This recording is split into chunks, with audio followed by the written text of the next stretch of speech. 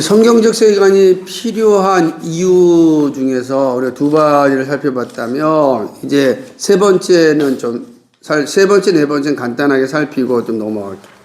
그러니까 세 번째는 균형 잡힌 신앙과 분별력 있는 삶을 위해서다 라고 하는 거지. 그러니까 특별히 한국교회 분열의 역사를 살펴보면 거기에는 극단적 신학의 영향이 있음을 볼 수 있다.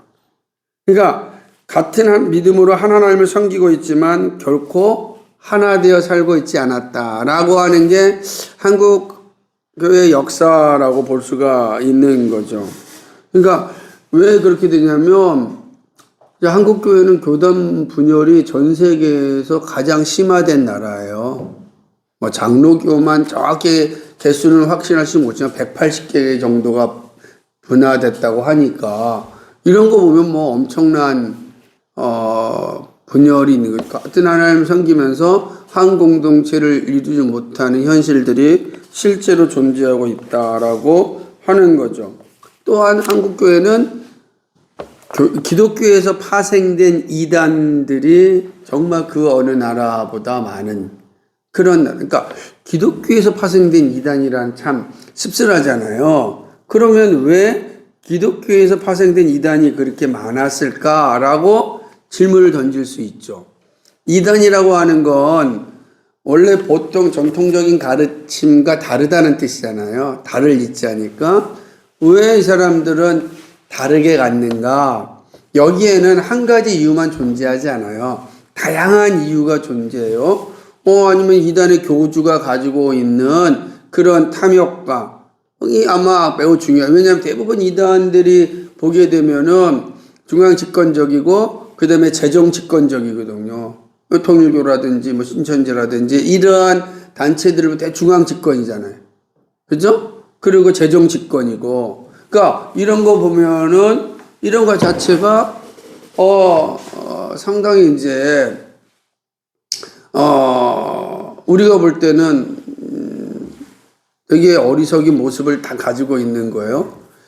그러니까 기존의 전통교회는 분명히 다른 모습을 가지고 있다고요. 그럼 왜, 물론 이제 그렇게 만들어진 근거는 이제 교주의 탐욕도 있지만 또 하나는 뭐냐면 기성교단이 가지고 있었던 어떤 불의함, 부도덕함이 한몫한다는 거예요. 도대체 기성교회가 가지고 있는 부도덕함이 이런 어떤 이단으로 가는 그런 길을 만들어준 건 아니겠는가. 신앙생활을 하고 싶은데 좀 건강하게 하고 싶다라고 하는 마음도 있을 거 아니에요. 그럴 때 그런 건강하게 신앙생활 하고 싶다는 마음을 살짝 터치하고 잡아내린 게 또 이단이었기 때문에 그렇다고 하는 거예요. 이게 두 번째 이유가 될 수가 있겠지만은 또 한 가지 뭐냐면 기성교회가 바른 가르침을 행하지 못했다. 그러니까 분별력을 가질 수 있는. 그러니까 예를 들자면은 기성교회에 대해서 좀 불편함을 가지면 잠시 쉬었다가 다른 교회로 갈 수도 있는데 그게 아니고 이단으로 갔다라고 하는 것은 정통교회와 이단교회에 대한 바른 분별력이 없었다. 분별력이 없으니까 그걸로 가는 거거든요. 그럼 분별력이 없다는 거는 가르침이 없었기 때문에 생긴 거다. 그러니까 바른 성경적 세계관에 갇히지 못하니까 이런 어떤 이단의 출현이라든지 이런 게 나타난 거고, 또 반면에 분열된 교회의 모습 속에는 당연하게 이것도 보이지 않게 한몫하고 있는 거지. 그러니까 분열된 교단들이 건강하게 그 다음에 잘 세워져서 우리가 민주적이든지 이렇게 간다면은 뭐 그나마 좀 나았기도 하죠. 근데 그렇지 못한 경우가 참 많거든요. 여전히 거기도 보이지 않는 이 교주 중심, 중앙 집권적인 모습이 있다면 그거는 사실 바람직한 게 아니거든. 그러니까 우리가 그런 것들을 분별할 수 있어야 되는가라고 하는 거죠. 한국교회만큼 세습이 강한 게 없단 말이에요. 근데 지금 그거를 뭐 아니면 도든지 뭐로 해도 한양만 가면 되든지 교회만 안정이 된다고 한다면 모든 것은 다 받아주겠다라고 하는 생각들은 그게 가장 옳은 거겠는가? 그러니까 서구 같은 경우도 이게 목회자의 세습이 없는 게 아니에요. 자연스럽게 이루어지는 게 있지만 그러나 이 규정이 엄청나게 까다로워요. 그래서 만약에 아버지가 이제 목회를 하고 그 교인들이 원해서 아들이 목회를 하게 되면 그 아버지는 그 교회에서 모든 권한을 다 박탈당하고 출입도 그러니까 세습을 했을 경우에는 이게 뭐더라 아주 모든 걸 다 박탈당하고 어떤 권한도 없게 만들거든요. 근데 한국은 그러지 않아요. 한국은 권한의 이임이기 때문에 여전히 같은 권한이 이임되는 이런 모습들도 존재하고 있는 거죠. 그러니까 이런 거 생각해 본다면 뭐가 옳으냐라고 하는 이거는 신앙생활은 가장 중요하잖아.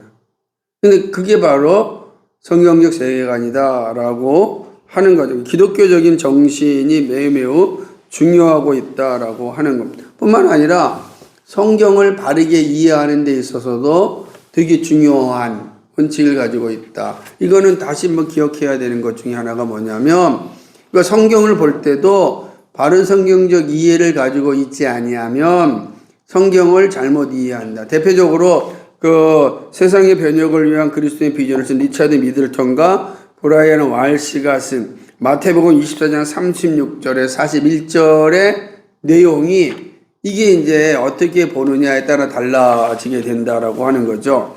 이 본문에서 특별히 40절과 41절 맨 마지막에 보면은 이런 게 있거든요.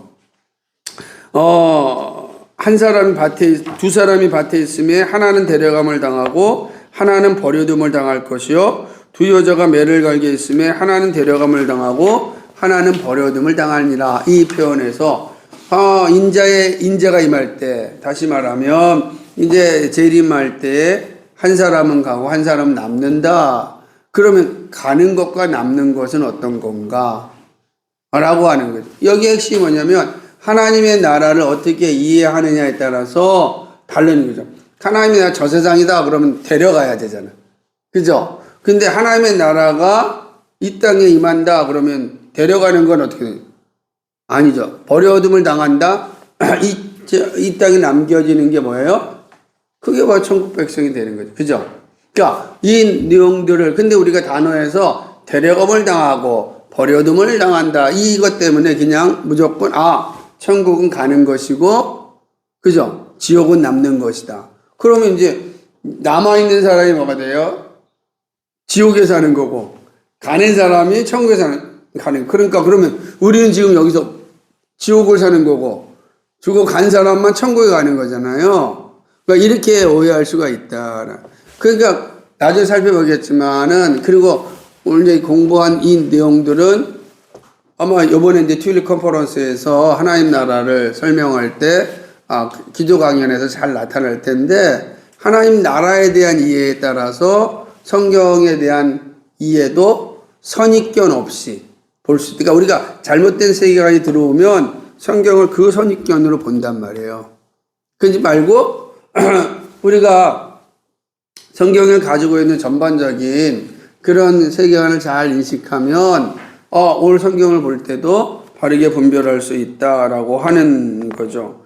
그래서 그러면 여기서 데려감, 버려둠을 어떻게 볼 거냐 할 때 사실은 누가복음 17장 26절 37절은 병행 구절이란 말이에요.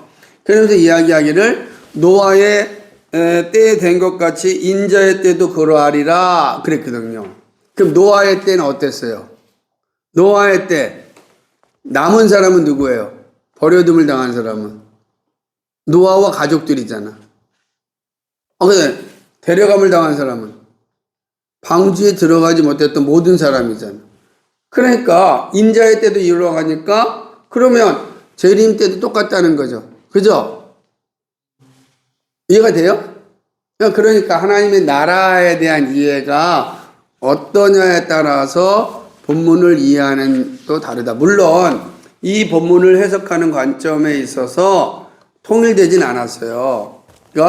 그러니까 여기서 보면 이제 데려감을 당한다라고 하는 거는 이제 천국으로 데려가는 거고 버려둠을 당한다라고 하면 지옥으로 보내는 거다. 이렇게 해석하는 그런 어떤 해석의 한 흐름도 있어요. 반면에 개혁파적 입장에서는 후자의 관점이 많이 있어요. 그러니까 모두가 이거를 두 가지가 하나가 맞다라고 할 수는 없는 그런 어떤 역사적인 배경이 있지만, 그러나 분명한 것은 치우치지 않는 거죠. 그렇게 생각할 수 있지만 병행 구조를 볼 때는 이것이 합리적이다. 이렇게 이해하면 우리가 성경에 대한 이해뿐만 아니라 이 세상을 살아가는 일에 있어서의 어떤 확실함, 그리고 하나님 나라에 대한 충만함이 우리에게 있다. 이걸 이제 보여주게 되는 거죠. 그래서 성경이 말하고 있는 미래의 관점은 어떤 것인가를 잘 이해할 수 있는, 바른 세계관을 가지고 있을 때 우리는 이러한 문제들에 있어서도 흔들리지 않다. 그러니까 하나님 나라가 어떤 거냐? 저 세상이냐? 아니면 이 땅이냐? 이 바실레이아라고 하는 것은 보통 장소적 개념보다도 통치의 개념이 강하거든요. 그러니까 하나님의 통치가 있는 곳이 하나님의 나라예요. 이해가 되죠? 그러면 하나님의 통치가 이 땅에 있다. 우리 이제 하나님 통치를 받고 있잖아요. 그죠? 하나님 통치를 받고 있기 때문에 우리 안에 뭐가 임한 거예요? 하나님 나라가 임하였죠. 예수님이 말씀하시기를 하나님 나라가 여기 있다 저기 있다 하지 말지니 너희 가운데 있느니라. 그랬단 말이에요. 뭐죠? 하나님의 통치를 받고 있으면 통치받는 게 나라죠. 바실레아는 장소 개념도 있고 통치 개념도 있지만 우선순위가 통치고 그 다음에 장소 개념이 된단 말이에요. 그러니까 그런 것들이 이제 그런 인식이 있으면 이 본문을 볼 때에 바르게 볼 수 있는데, 만약 그게 없으면 가는 게 천국이지 이렇게 인식한다는 거지. 가는 게 그러니까 그렇게 되면 바른 분별력이 사라진다. 성경세계가 되게 중요하다라고 하고, 네 번째는 뭐냐면 국가 권력과 정치 참여에 대한 바른 이해를 갖기 위해서다. 이게 매우 중요한 요소인데, 성경적 세계관은 특별히 정치적인 영역에서 바른 자세를 갖게 합니다. 동시에 국가를 바르게 이해하게 되는 거죠. 그러니까 국가에 대한 바른 이해가 있어야 사실은 그 정치에 대한 우리의 자세가 어떠해야 되는지가 분명해져. 그러니까 이 부분에 있어서는 그리스도인의 정치 색깔을 보면 자세하게 이해할 수가 있는 것. 저 책 좀 갖다 주시겠어요? 저기 저 뒤에. 그러니까 이 책은 이제 이 부분 국가에 있어서, 그러니까 교회사에서 나타난 국가에 대한 이해를 가장 설명해서 어거스틴부터 시작을 해서 그 다음에 루터라든지 혹은 칼빈 그리고 아브라함 카이퍼에 이르기까지, 그리고 성경이 말하는 국가에 대한 이해를 잘 설명해 놨거든요. 그러니까 여기에서 부족한 부분들은 이 책을 참조하면은 매우 좋다. 그러나 이렇게 국가에 대한 바른 이해를 잘 가지고 있는 것이 바로 우리가 이 현실이라고 하는 사회 속에서 어떻게 기독교인이 정치적인 입장을 가질 수 있을까라고 하는 거예요. 우리는 사회 속에 사는 존재잖아요. 사회를 떠나서 살 수가 없어요. 근데 이 사회 속에서 가장 우리에게 다가오는 큰 문제는 뭘까요? 정치, 경제지. 그죠? 정치, 경제, 사회라고 하는 게 세 가지가, 그러니까 사회 문제의 핵심은 정치와 경제가 가장 큰 거죠. 이 두 가지가 사회 문제를 만들어내니까. 우리가 복지국가라고 할 때, 복지국가, 행복한 나라 할 때는 그 개념이 뭐예요? 정치, 경제가 안정된 곳. 그러잖아요. 복지국가, 북유럽을 막 좋아하는 이유는 거기가 정치와 경제가 안정됐기 때문에 좋아하는 거죠. 그죠? 만약에, 경제적으로는 막 부강한데 정치적으로는 매일 혼란스럽다. 누가 좋아하겠어요? 그죠? 마찬가지죠? 정치적으로는 매일 안정됐는데 매일 가난하고 힘들고 어려워요. 거기에 그게 누가 원하겠어요? 사실은 이 두 가지는 항상 같이 가지 이게 또 양립하지는 않거든요. 그러니까 이런 측면에서 이 사회적 문제, 이 정치 경제라고 하는 이 현실 속에서 어떻게 살아야 될 것인가 라고 하는 거죠. 그리고 이제 특별히 이 모든 것은 정치는 이제 정치 권력이고 경제는 경제 권력이니까 큰 틀로 얘기한다면 이런 권력의 문제라고도 볼 수가 있는 거니까 이런 시대 가운데 그리스도인으로서는 어떻게 살아야 될 것인가. 이거 되게 중요한 요소죠. 그러니까 성경 세계관이 바르게 사로잡히지 않으면, 사실은, 우리가 이 땅 살아갈 때 힘들고 어려운 걸 살아간다. 그러면 국가에 대한 성경적 이해는 어떻게 될 것인가. 한국교회만큼 이 국가에 대한 왜곡이 많은 나라도 없다. 아무래도 한국은 참 일단 분단 국가이다 보니까 여기에 대해서 각종 선입견, 세계관의 불일치가 많아요. 그러니까 모든 것이 다 이 분단 국가라고 하는 현실 속에 다 이렇게 블랙홀처럼 빨려 들어가는 거지. 그러니까 아니 자유와 평화 둘 다 중요하지 않아요? 그죠? 너무나 당연한데 자유를 강조하면 보수적이고 평화를 강조하면 진보적이다는 이런 발상이 왜 나오겠어요? 그죠? 평화를 얘기하면 종북주의자고 자유를 얘기하면은 친미주의자라는 게 이게 이해가 안 되잖아요. 우리가 살아가는 세상에서. 근데 그렇게 말하는 이유 중에 하나, 우리나라가 가지고 있는 이 분단국가라고 하는, 그러니까 분단국가의 핵심이 뭐예요? 저 북한은 자유가 없다. 이렇게 인식을 갖는 거. 우리는 자유가 있다. 우리는 자유민주주의다. 그죠? 자기는, 사회주의 공산주의다. 이런 거를 이원론적으로 구분시켜서 자기 정책을 하는 거죠. 반면에 지금 우리는 진짜 평화 통일을 원한다. 우리는 한민족이 통일이 돼야 된다. 이렇게 생각하는 사람들. 이게 얼마나 아름다워요. 그런데 지금 우리는 이 두 단어가 사실은 하나가 되지 못하고 지금 충돌하고 있고 다투고 있다는 거예요. 그럼 성경은 뭘 얘기합니까? 성경 얘기에서는 진리를 알지니 진리가 너희를 자유케 하리라 라는 자유를 강조하죠. 자유의 복음이. 그죠? 갈라디아서는 자유의 헌장처럼 나와요. 근데 반면에 뭐죠? 예수님이 오셔서 하신 말이 뭐예요? 샬롬이었잖아요. 평화하냐. 예수님 평화의 왕으로 오셨단 말이에요. 그죠? 하늘에서는 하나님께 영광이요 땅에서는 기뻐하시는 자를 입은 사람들 가운데 평화로다. 성경은 자유와 평화가 분리되어 있지 않아요. 다 예수 그리스도 안에서 이게 다 하나가 되어 있죠. 근데 우리가 사는 이 세상에서는 지금 분열되었기 때문에, 세계관이 분열되었기 때문에 단어가 분열되어서 나타난 현상이다. 라고 하는 참 안타까운 게 대한민국의 모습이다라고 하는 거죠.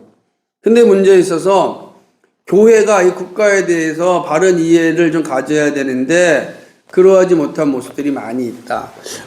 국가는 기본적으로 하나님의 창조물이다. 그런데 죄로 인하여 왜곡되었다라고 하는 것을 우리가 인식하고 있습니다. 그리고 그래서 하나님께서는 국가라고 하는 제도를 통하여서 이 부질서한 세상을 질서를 부여하고 그리고 특별히 신앙생활, 그러니까 본래 국가 이해에서는 모든 사람이 신앙생활을 자유롭게 할 수 있도록 보호해주는 역할, 이게 국가가 하는 일입니다. 그래서 거꾸로 이 국가가 이 일을 하지 못하면 국가는 그 기능을 감당하지 못한 거죠. 그럼 어떻게 해야 되겠습니까, 교회는? 예를 들자면 국가가 질서를 해친다. 질서를 해친다는 건 뭐냐면 질서는 반드시 법을 통하여 이루어지는, 이 독재국가가 아니라면 독재국가도 사실은 독재자의 법에 의해서 이루어지는 거니까 법에 의하여 통치가 되는데 그 국가가 그 법을 어기면 어떻게 해야 되겠습니까? 국가가 법을 어기면 어떻게 되겠어요? 교회는 어떻게 되겠습니까? 신뢰가 없어요. 그렇죠. 그럼 뭔가 신뢰가 없어지는데 뭐 어떻게 되겠냐고. 법을 어기는 국가를 향해서. 어떻게 해야 되겠어요? 교회가? 말해야죠. 말해야 되는 거지. 그냥 이번에도 12산 내란일 때 각 교단이 성명서를 발표해 가지고서 잘못됐다라고 하잖아요. 그죠? 그러니까 그건 뭐예요? 잘못됐다라고 하는 것에 대하여서 교회는 뭐예요? 저항하는 겁니다. 그러니까 이게 바로 교회 위치예요. 그러나 교회가 국가가 하고 있는 정책 하나하나에 대해서 참여하는 건 아닙니다. 아니, 부동산 정책을 어떻게 하는데 교회가 나가지고서 우리는 부동산 이렇게 하겠다? 할 수가 없는 거죠. 그냥 뿐만 여러 가지. 그러니까 그런 측면에서 본다면 정교 분리라고 하는 헌법의 원리는 사실 본래의 의미는 이런 의미였다고요. 그러니까 이걸 오해해가지고서 좀 문제가 많이 있는데, 그러니까 사실은 정교 분리를 교회로 하여금 아무것도 하지 못하게 하는 이런 의도로 사용된다면 원래 그렇게 쓰여진 거예요. 이거는 정말 어리석인 정책이라고 할 수가 있는 거죠. 그렇게 되는 게 아닌데 많은 사람들이 정교 분리니까 우리는 이 국가에 대해서 사회에 대해서 아무 말도 해서는 안 된다라고 하는 생각을 갖는 건 잘못됐다. 아니 그게 이제 국가가 법을 어겼을 때는 우리는 그 법에 대해서 불복종할 수가 있는 거예요. 시민 불복종이라고 하는 가능하죠. 불복종도 단계가 있단 말이에요. 1단계, 2단계, 3단계. 그것도 이 책에 잘 나와 있단 말이에요. 그러니까 처음에 행정 불복종부터 시작되는 거거든요. 그러니까 그런 측면에서 생각한다면 종교 분리의 원칙은 뭐냐? 그거는 교회는 교회의 역할을 잘하는 것이고 국가는 국가의 역할을 잘하는 거예요. 그 서로 협력하는 거란 말이에요. 그런데 국가가 국가 역할을 잘못했을 때는 교회가 잘못했다라고 이야기하는 거예요. 반면에 교회가 법을 어기고 잘못했다는 당연히 국가가 잘못했다라고 말할 수 있는 거예요. 그러나 뭐예요? 교회가 인사에 참여하거나 정책에 참여하는 게 아니고 국가가 교회의 교리나 그다음에 교리와 그다음에 교회의 목회 활동에 참여하는 건 아니에요. 그런 측면은 분리라는 거예요. 그러니까 분리라고 하는 개념을 잘 이해해서 이 분리라는 단어가 귀에 걸면 귀걸이, 코에 걸면 코걸이식으로 오용될 수 있는 용어이기 때문에 사실은 이 단어를 참 바르게 잘 써야 돼요. 그래서 어떤 분들은 이건 종교 분리가 아니라 예를 들면 제가 썼던 것처럼 종교 이렇게 분리 말고 이렇게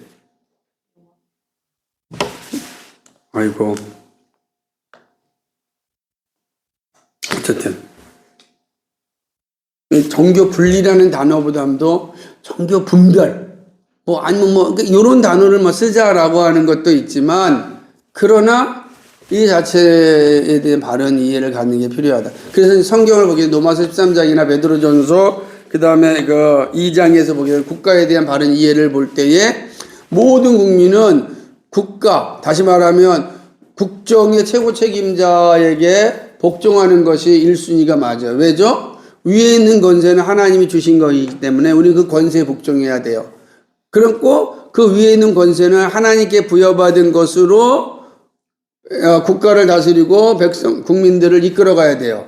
그런데 그 하나님께 위임받은 권한이 하나님의 뜻과 어긋난 것을 행한다면 우리는 어떻게 돼요? 그건 하나님을 배반한 거기 때문에 국민이 하나님을 배반한 정부에 대하여서 순종할 이유가 없어지는 거예요. 그들이 본래 하나님의 부여받은 권한을 바르게 사용할 수 있도록 이제 이야기하고 저항하는 건 당연한 거다. 근데 이때 가장 중요한 것은 교회는 국가에 있어서 핵심적으로 참여해야 될 것 중에 하나가 인권 같은 거. 인권, 그 다음에 불이함, 불법적인 거. 이런 거에 대해서는 얼마든지 저항할 수 있다. 이게 시민 저항, 시민 불복종, 시민 저항이라고 하는 거예요. 근데 이것이 사적으로 사용될 수는 안 된다는 거예요. 사적으로 사용된다면 그거는 성경이 말하고 교회사가 말하였던 모습이 아니다. 그러니까 우리는 그렇구나. 국가라고 하는 건 하나님의 대사구나. 하나님의 뜻을 전하는 거구나. 그런데 그 대사가 하나님의 뜻을 어기지 않으면 우리도 마찬가지. 미국에 대사를 보냈는데 대사가 중앙정부 대통령의 말을 따르지 않으면 어떻게 해, 대사? 바꾸잖아요. 그죠? 마찬가지예요. 국가가 하나님의 대사로서 역할을 하지 않으면 우리는 어떻게 돼요? 바꿔야 돼요. 어떻게 바꾸죠? 어떻게 바꿔요? 정부를? 투표로 바꾸는 거예요. 그러니까 우리는 분리가 되어 있지 않죠. 그죠? 우리는 투표가 말이에요. 참여란 말이에요. 다만 정치를 참여할 때 교회가 앞장서 가지고서 성도들을 선동하는 건 현행법에 어긋난단 말이에요. 그리고는 합법적이지도 않고, 다만 뭐죠? 우리식으로 바르게 성경의 가르침을 잘 가르쳐서 그들이 분별력을 가지고 불의하다고 생각하면은 그거는 그 정권을 바꾸는 일을 하는 거. 그게 바로 국민이 할 일이고, 그런 국민들, 그런 성도들을 바른 세계관을 가질 수 있도록 가르치는 게 교회 역할이란 말이에요.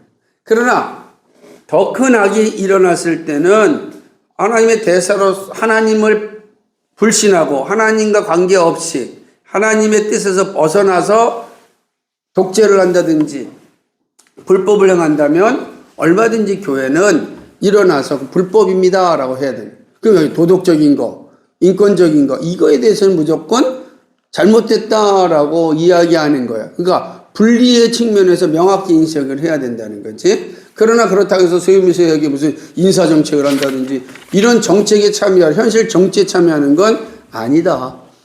그건 아니죠. 그러니까 분리는 무적으로 딱 달라진 건 아니다. 그래서 분리라고 해서 교회는 어떤 말도 해서는 안 돼! 라고 하는 우민화 정책이에요. 너희는 너희끼리만 얘기해. 라고 하는 건 성경이 말하는 건 아니다.